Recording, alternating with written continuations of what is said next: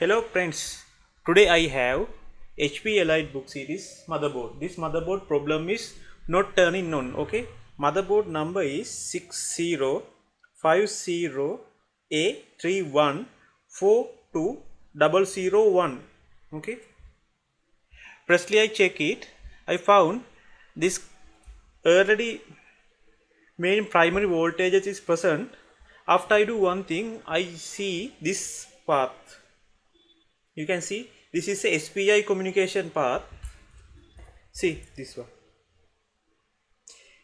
This path have some damages I see. Okay, after I hope to remove SoC chip.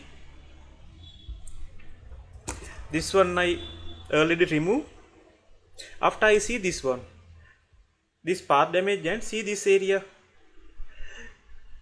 This SoC may be liquid damage. Okay, can you see this one, this area? Now I do remove this tin and want to check this path continuity and reboot. Now I start my process.